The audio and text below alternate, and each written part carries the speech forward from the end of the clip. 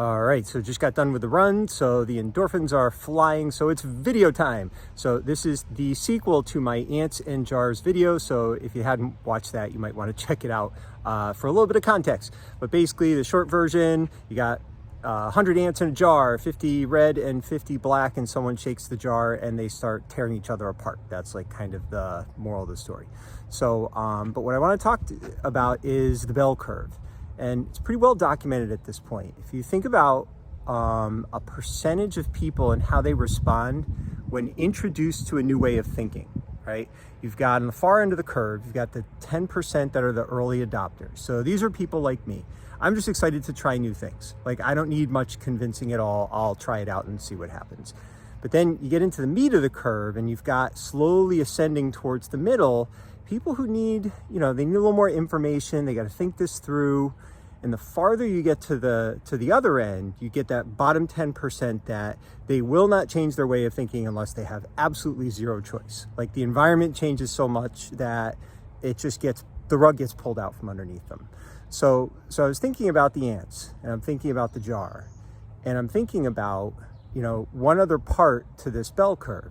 And it's the fact that the percentage of ants you would need to adopt a new way of thinking, basically think of it this way. How many ants would it take to be internally strong enough to protect themselves while also not going on the attack, being graceful, being kind, being respectful, right? You would need about 18%, 18 ants of 100 to adopt that new way of behaving and thinking for the entire population to tip and accept that. And of course, you'll always have the few outliers, 10%. They're probably going to be bad actors anyway. But if you can hit that 18%, now, you've got something. So what if you're that ant? What if the ant that you're choosing to be is the one that projects strength while also projecting compassion and kindness? You become this little pocket of grace and peace in the middle of the chaos. Pretty quickly, you're going to attract 9 other ants, right? So now there's 10 of you. So, and then from that 10 of you, that demonstration, that consolidation of a different way of acting and thinking, probably pretty quickly will attract another 8, right? Now you're at 18, now the whole thing starts to tip.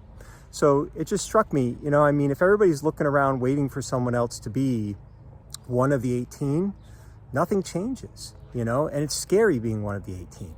And it's especially scary if you don't feel you have the strength to protect yourself while choosing to be one of the 18. So, I think that's a big part of the life spiral. It's cultivating that strength within us so that we can be brave and we can also be safe. And we're not just, being a martyr and sacrificing ourselves to be torn apart by the mob. That doesn't really help anyone, right?